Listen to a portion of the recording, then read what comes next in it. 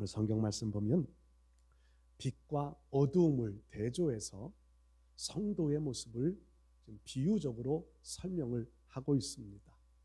전에는 우리가 어둠이었지만 지금은 빛 가운데 행하는 하나님의 백성들이라고 말씀을 합니다.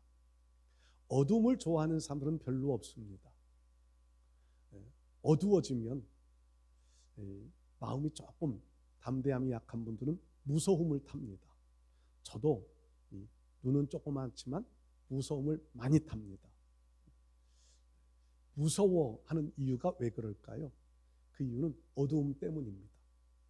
낮에는 그렇게 두렵지 않은데 밤이 되면 두려움이 찾아오지요. 어두움의 습성들을 좋아하지 않기 때문에 그렇습니다. 어두움, 미국 같은데 우리나라야 치안이 잘 되어져 있으니까 우리나라는 이 어두워도 범죄들이 낮이건 밤이건 별 차이가 없지만 저 미국이나 미국뿐만 아니라 좀 이렇게 뭐라 그럴까요? 저개발국이라 그럴까요? 그런 지역은 밤이 되면은요 슬램가라고 하는 지역이 있지요. 범죄가 많이 일어나는 지역이 있습니다. 낮에는 괜찮은데 밤만 되면 범죄가 많이 일어나는 지역들이 있습니다. 밤이라고 하는 것은 좋지 못하다라고 하는 것을 표현하는 내용이겠지요. 여러분들의 마음속에는 어두움이 아닌 빛이 있는 삶을 살아가실 수 있기를 축복합니다. 어두움이다. 성경적으로 표현하는 이 어두움이라고 하는 것은요, 사단이 지배하는 세상입니다. 어두움은 사단이 지배하는, 사단이 통치하는 그 시간들을 어두움이다 라고 이렇게 표현을 하고 있고요. 빛이다 라고 하는 것은요, 예수님이 빛으로 오셨잖아요. 요한복음 말씀해 보면 참빛, 세상에 빛이 오셨다고 말씀하면서 그 빛이 예수님이셨음을 요한복음 1장에는 설명합니다. 그리고 예수님도 나는 세상의 빛이다 스스로가 말씀하시지요. 나는 세상의 빛이다. 그리고 우리를 향하여서도 너희도 세상의 빛이라고 말씀을 합니다. 빛이라고 하는 것은 주님이 통치하시는 것을 빛이라고 말씀합니다. 요한복음 11장 말씀에도 보면 나사로가 병들어 있을 때에 주님이 그 소식을 듣지만 가지 않습니다. 그리고 이제 나사로가 죽고 난 이후에 가자. 제자들이 두려웠습니다. 유대인들의 핍박이 두려웠습니다. 지금 낮이니까 가자. 이 낮과 어둠, 제자들이 말하는 그 두려움은 유대인들의 핍박이 두려웠고요. 예수님이 지금 낮이다라고 하는 것은 주님이 친히 다스리고 계신다라고 하는 의미를 담고 있지요. 근데요, 어둠을 싫어하는 존재들이 있습니다. 어둠을 좋아하는 존재들이 있습니다. 어둠을 싫어하는 존재도 있고요. 식물들이요, 광합성 작용을 하는 식물들이 대부분이잖아요. 광합성 작용을 하는 식물들은요, 햇빛에 이렇게 비추어지는 곳을 향하여서 방향을 틀어 있습니다. 나무들도요, 나무들이 많이 있는데 그 나무들이 빛이 비추어지는 쪽을 향하여서 더 많이 자라납니다. 빛이 비추어진 식물들을 좀 키워보시는 분들은, 화분 좀 키워보시는 분들은 다 느끼시지요. 해바라기처럼 이렇게 빛이 비치는 쪽을 향하여서 자라납니다. 근데 빛을 좋아하지 않는 부류가 있습니다. 두더지는 빛을 좋아하지 않는 것 같아요. 빛을 보면 피한다고 그러지요. 두더지는 땅 속으로 들어가서 삽니다. 빛을 싫어하기 때문입니다. 그러면 여러분들의 삶은요, 빛을 향하여서 얼굴을 돌리는 쪽이신가요? 어둠을 향하여서 찾아 들어가는 쪽이신가요? 빛과 어둠이라고 하는 것을 어떤 지금 우리 자연 현상의 낮과 밤을 표현하는 것들도 있겠지만 더 중요한 의미는 은혜의 빛이 비추어지는 곳을 향하여 나아갈 수 있어야 한다는 겁니다. 어둠, 사단이 지배하는 영역을 향하여서 나가는 것이 아니라 우리 주님이 통치하시는 빛이 있는 곳을 향하여 나아가야 합니다. 주님이 통치하시는 곳, 이사야서의 말씀에는요, 주님이 통치하시는 나라에는 어둠이 없다고 말씀합니다. 어둠이 없습니다. 계시록에도 그런 말씀이 나오지요. 다시 어둠의 지배를 받지 않습니다. 여러분, 이 빛이 되어지는 삶, 여러분들도 많이 들어보셨을 거예요. 우리는 우리 스스로가 빛이 되지 못합니다. 성경은 우리를 향하여 빛된 삶을 살라고 말씀하시지만, 빛의 자녀처럼 살라고 말씀하시지만 우리 스스로가 빛을 비추지는 못합니다. 왜냐하면 오늘 성경의 말씀대로 전에는 너희가 어두움이더니 라고 하시는 말씀처럼 우리는 어두움의 본질들을 가지고 태어났습니다. 그러나 주님의 은혜로 구원을 받았습니다. 우리 스스로는 빛이 되지 못하지만 주님의 은혜의 빛을 비추면 빛된 삶을 살아갈 수 있게 될 줄로 믿습니다. 주 안에서의 빛된 자의 삶을 살아갈 수 있어야 합니다. 과거에는 교회 다닌다 이러면 사람들이요 좀 더 정직하게 봐주었고, 과거에는 교회 다닌다 하면 좀 더 신뢰할 만한 사람으로 인정해 주었습니다. 근데 지금도 그럴까요? 지금은 오히려 교회 다닌다 그러면 또 욕먹는 욕바지가 되어져 있는 것이 우리 시대의 현실 모습입니다. 왜 그럴까요? 교회가 빛을 잃어버렸습니다. 성도가 빛을 잃어버리고 삽니다. 교회나 교회에 속한 성도들이나 어둠의 사람들과 다를 바 없는 삶을 지금 살고 있기 때문에 교회 다닌다, 욕을 먹어요. 그 이유는 교회 다니는 사람들은 뭔가 달라야 되고 빛을 비출 수 있는 삶을 살기를 세상이 기대하는데, 그 기대에 교회가, 성도가 그런 기대에 미치지 못하는 삶을 지금 살고 있기 때문에 오히려 교회를 욕을 하고 비난을 하는 것은 아닐까 생각합니다. 여러분, 이런 시대에 성경은 우리에게 빛의 자녀처럼 살아라, 빛된 자의 삶을 살아가라고 우리에게 요구하십니다. 우리 사랑하는 성도 여러분들이 믿음의 삶을 살아가면서 정말 하나님의 형상을 회복한 자가 되어 하나님의 은혜의 빛을 비추는 자의 삶, 빛된 자의 삶을 잘 살아가는 우리 모두 되실 수 있기를 바랍니다.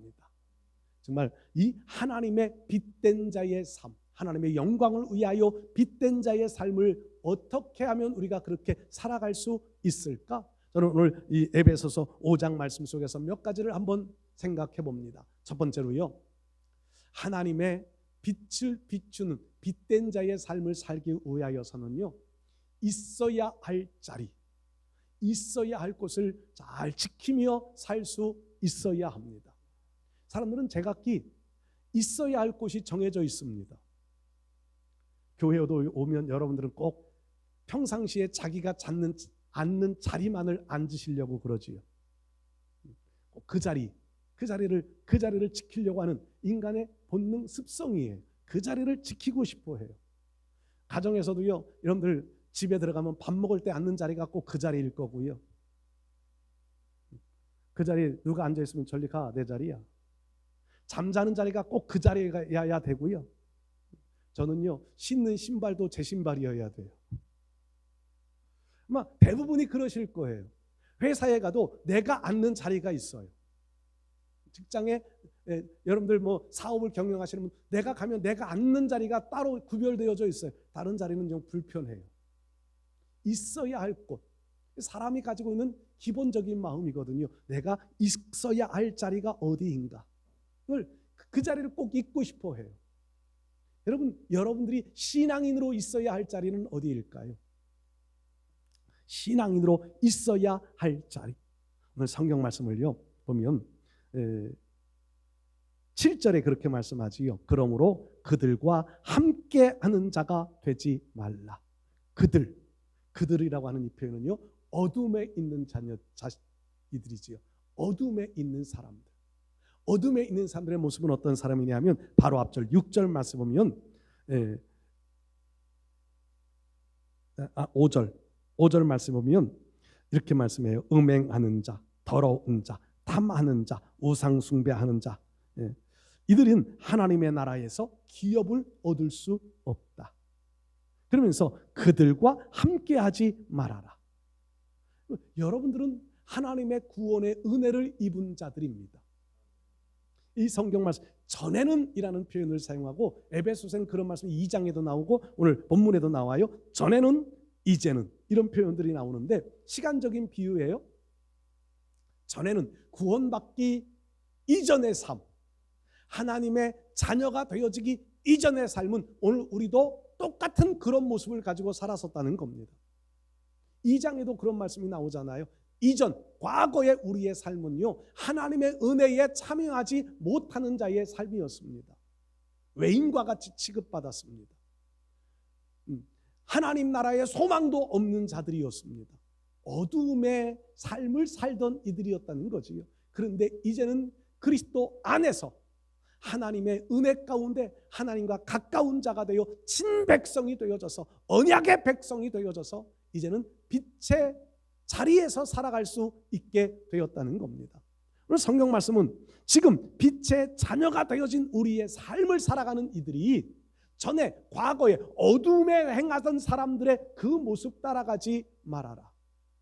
그러면서 그들과 함께하는 자가 되지 말라. 믿음의 백성들은 믿음의 백성으로 있어야 할 자리가 있습니다. 집안에서 밥 먹는 자리만 내 자리가 아니라 신앙인으로서 있어야 할 자리가 있습니다. 여러분 잘 아시는 말씀 시편 1편 말씀에는 이런 말씀도 기록되어지잖아요. 복 있는 사람은 악인의 꾀를 따르지 아니하고 죄인의 길에 서지 아니하고 오만한 자의 자리에 앉지 않는다고 말씀합니다. 어둠의 사람들은 이런 모습 가지고 산다는 거지요. 악인의 꾀, 그것이 옳은 것 같고 그것이 정의인 것 같아 보여요. 그것만이 정말 진리처럼 보여져요. 근데 그것은 악인의 꾀입니다. 여기에 죄인들의 길도 마찬가지지요. 그들이 가는 길이 잘 되는 것 같아요. 시편 73편에 나오는 말씀처럼 그들이 더 장수하고 손으로 행한 일들이 더 잘 되어지고 세상에서 부귀영화를 더 많이 누리고 더 잘 살고 오는 것 같아요. 그런데 그들은 악인의 길이라는 겁니다. 우리가 그 길을 부러워할 필요가 없다는 겁니다. 왜냐하면 그들은 하나님이 미끄러운 곳에 두셔서 어느 한순간이 되어지면 하나님이 불어버리실 거라는 겁니다.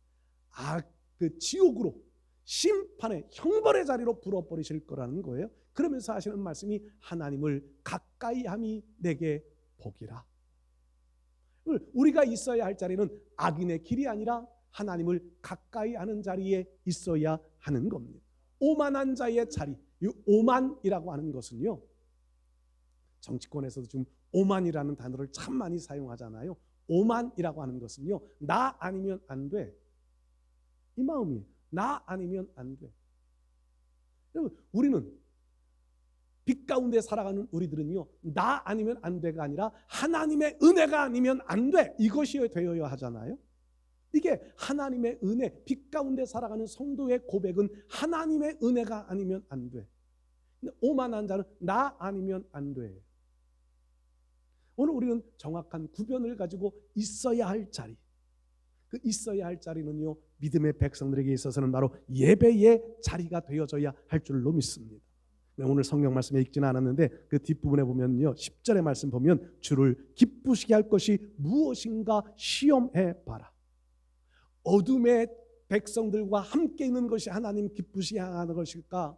빛된 자의 자리에 있는 것이 하나님을 기쁘시게 하는 자리일까?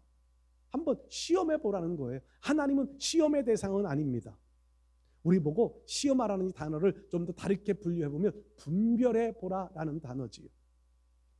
하나님을 기쁘시게 할 것이 무엇인가 우리 한번 생각해 봐라, 분별해 봐라, 이런 의미가 됩니다.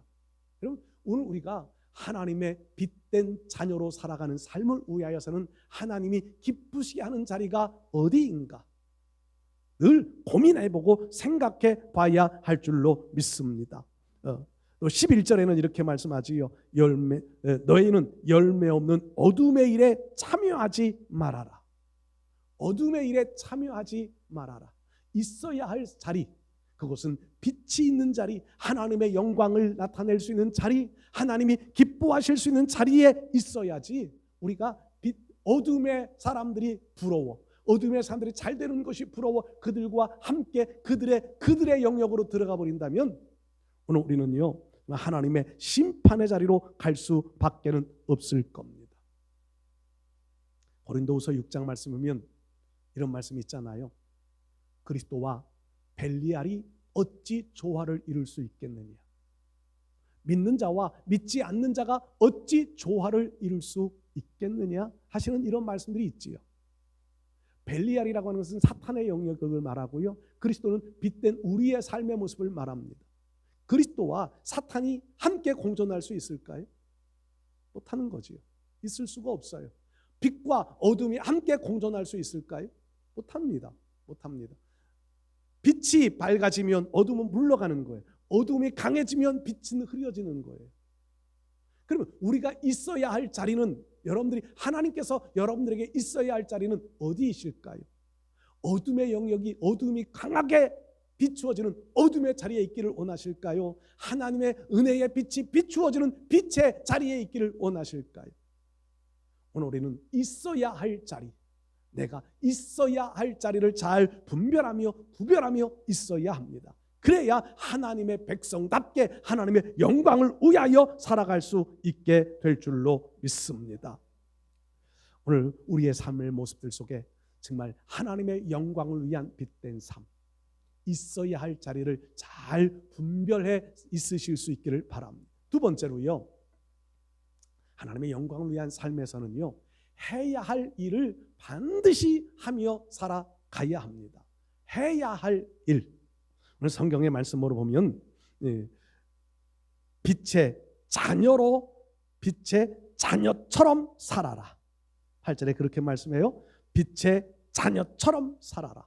그 빛의 자녀처럼이라는 단어가요, 우리가 빛의 자녀가 아닌데 빛의 자녀처럼 가장해서, 위장해서 이렇게 살라는 말씀이 아니지요. 전에는 어두움이더니, 전에는 어둠에, 그러니까 빛이 없는 사의 삶이었지만 이제는 빛을 받았으니까 빛을 받은 자 같이 살아가야 한다는 거예요. 구원받았으니 구원받은 백성답게 살아가야 한다는 겁니다. 은혜를 입었으니 은혜 입은 자답게 살아가야 하는 거예요. 이스라엘 백성들이요, 광야 40년 동안에 참 고난의 연속이었습니다.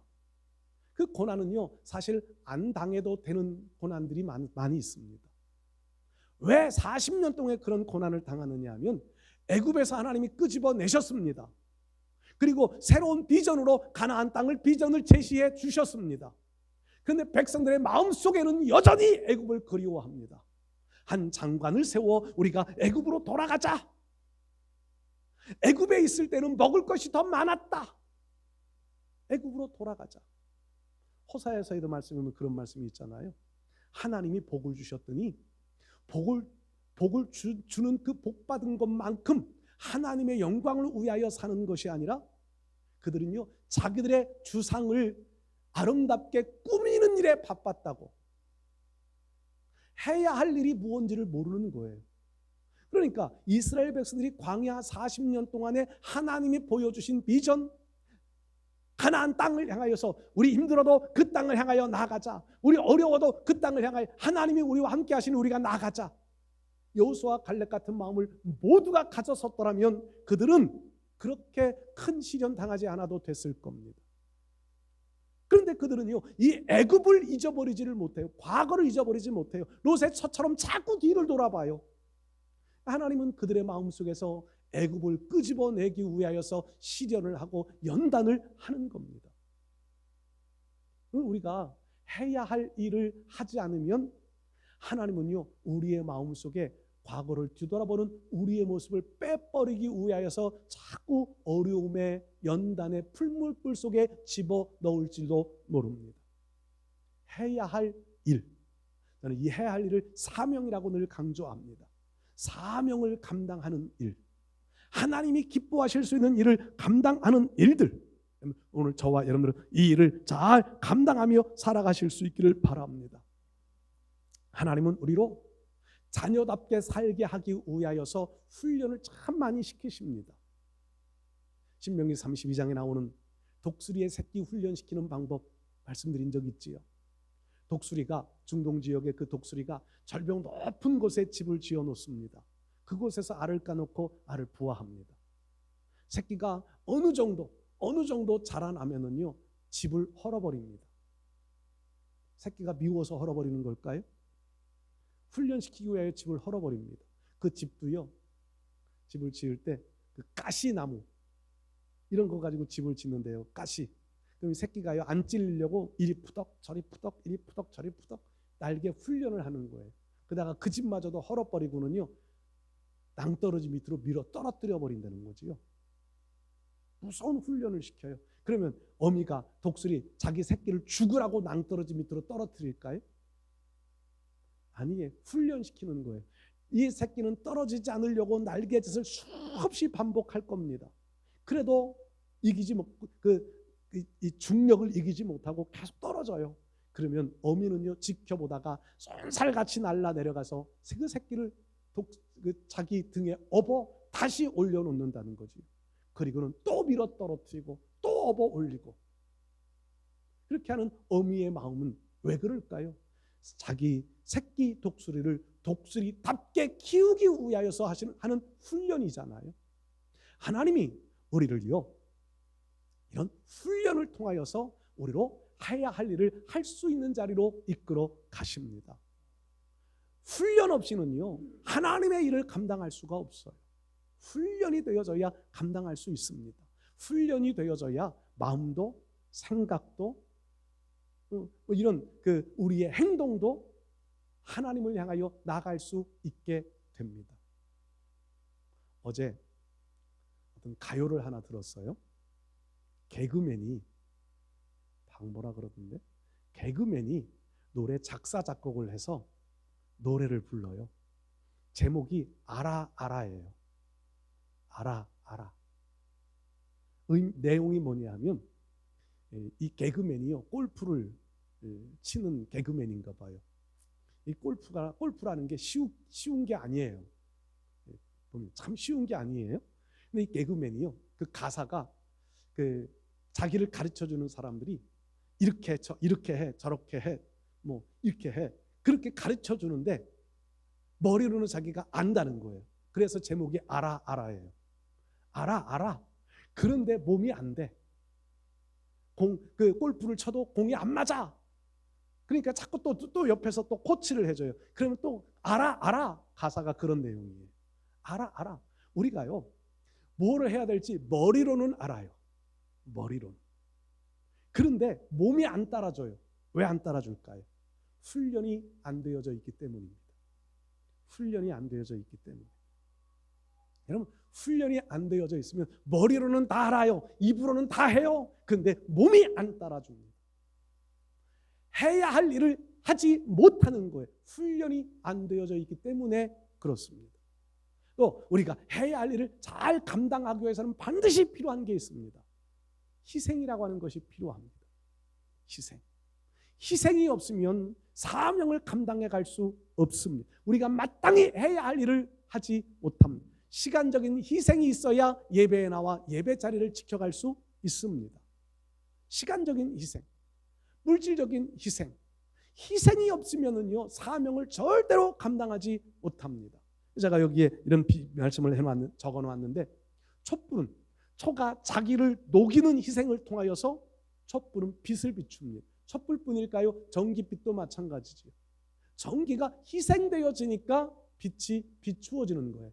오늘 우리가 빛된 자의 삶을 살아가기 위하여서는요 반드시 내 희생이 필요합니다.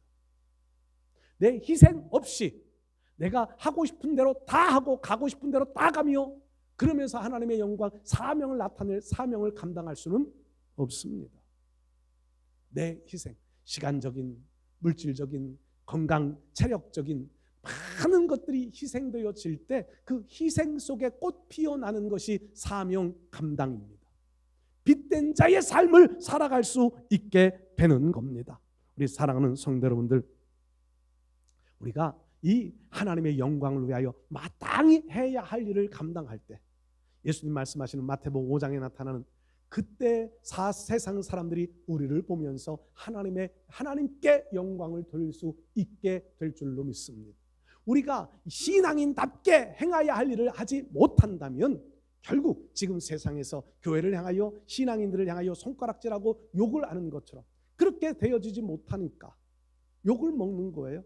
욕하는 사람들도 잘못이겠지만 욕을 먹을 수밖에 행동한, 욕을 먹을 수밖에 빛을 비추지 못한 우리도 잘못이 있음을 인정하고 회개하고요.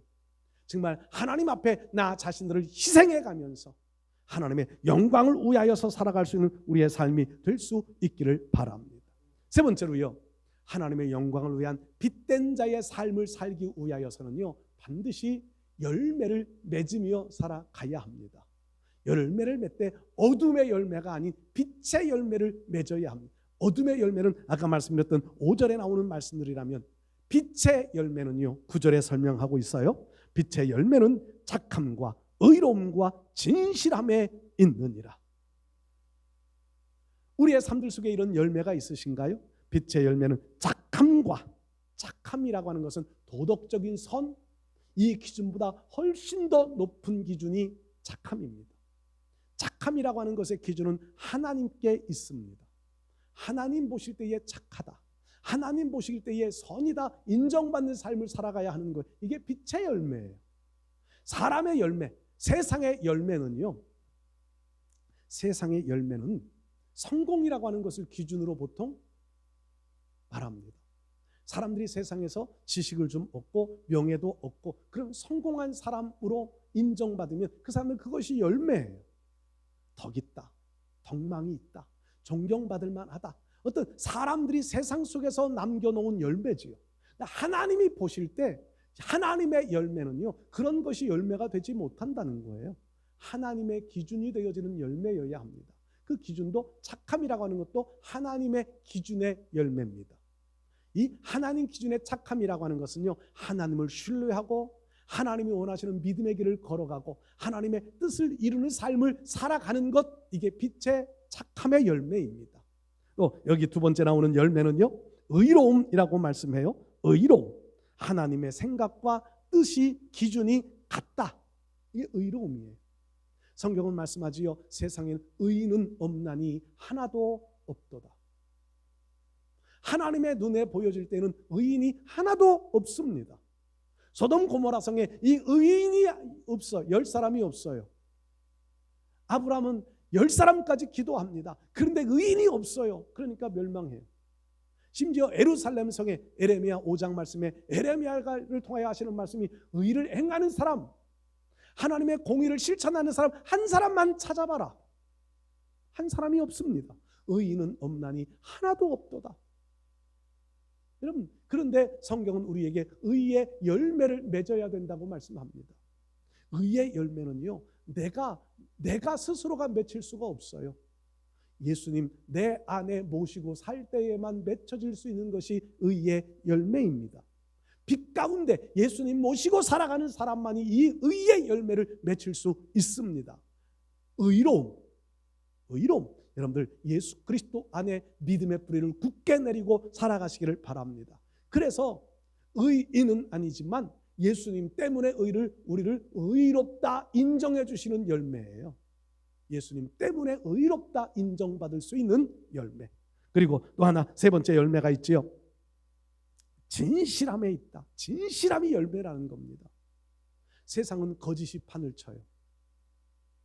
세상에는요, 거짓이 아니면 세상에 출세할 수가 없어요. 장사꾼들도 3대 거짓말 있잖아요. 3대 거짓말. 밑지고 판다. 3대 거짓말. 총각 처녀들이 시집장가 안 간다. 요즘은 그게 진실인 것 같은데 예전에는 그게 3대 거짓말이었잖아요. 연세 드신 분들이 늙으면 죽어야지. 3대 거짓말이라고 예전에 그랬어요. 그 진실함이 없어져 버려요. 사람들의 삶에 어두움에 속한 세상은요, 진실함을 지키며 살아가면 소외받아요. 진실함을 지키려고 하면은요, 손가락질 받아요. 유독히 그렇게 해야 돼? 저도 그런 소리 참 많이 들어봅니다. 유난히 그렇게 해야 돼? 여러분, 그런데 하나님은요, 진실의 열매를 맺기를 원하십니다. 이 진실의 열매라고 하는 것은요, 진실하다라는 말 자체가 겉과 속이 같다, 의선적이지 않다라는 것이 진실이잖아요. 하나님 앞에 진실의 열매는요, 하나님을 믿는 믿음이 겉과 속이 같아야 돼요. 겉으로는 교회 와서는 하나님 믿는 백성인 것 같고, 돌아서서는 내 마음대로 살아가는 삶의 모습들 얼마든지 많이 있을 수 있습니다. 목사인 저도 그럴 때가 솔직하게 많이 있음을 고백합니다. 늘 그런 것 때문에 회개합니다. 하나님의 백성으로 하나님의 종답지 못하게 말하고 행동할 때가 솔직하게 많이 있어요. 진실되지 못한 것 때문에 늘 제가 하나님 앞에 의롭음과 진실됨을 지키며 살게 해달라고 기도합니다. 여러분들, 하나님은 진실한 열매를 찾기를 원하십니다. 겉과 속이 같은 진실의 열매. 그 비유가 마태복음 21장에 예수님이 예루살렘에 입성하실 때 이파리가 무성한 무화과 나무를 보시잖아요. 이파리는 무성해요. 근데 가서 보니까 열매가 없어요. 우리 주님은 이파리를 찾으시는 게 아니라 열매를 찾으십니다. 이파리는요, 우리 신앙의 어떤 외형적인 모습이에요. 진실함이 열매, 진실함의 열매. 주님은 그 열매를 찾기를 원하시는 거지요. 열매가 없으니까 무화과 나무를 저주하시는, 무화과 나무가 뭐 잘못한 거 있나요? 무화과 나무가 죄진 거 있나요? 무화과 나무가 사람들에게 피해 준 거 있나요? 없어요. 그런데 저주를 받았습니다. 왜요? 열매가 없기 때문이었습니다. 주님은 지금도 우리에게 빛의 자녀로 살아가면서 빛의 열매를 맺히기를 원하십니다. 빛의 열매. 11절에도 그렇게 말씀하세요. 열매 없는 이 어둠의 일에 참여하지 말아라. 어둠 자체에 속한 것은요, 어둠 속에서 아무리 많은 열매를 맺혀도 하나님의 눈에는 열매가 아니라는 겁니다. 빛 가운데 살아가면서 맺혀지는 빛의 열매, 착함과 의로움과 진실함의 열매들이 없으면 하나님이 그 신앙을 인정하시지 않는 거예요. 가짜예요. 오늘 저와 여러분들이 하나님의 영광을 위한 삶, 정말 하나님의 영광을 나타내는 삶을 살아가야 되겠는데, 빛된 자의 삶으로 빛의 자녀로서 있어야 할 자리를 잘 지키고 해야 할 일들을 잘 감당하고 하나님이 기뻐하시는 열매들을 많이 맺혀서 하나님 앞에 서는 그날에 착하고 충성된 종으로 하나님의 영광을 나타낼 수 있는 믿음의 승리자들 모두 되실 수 있기를 주의 이름으로 축복합니다.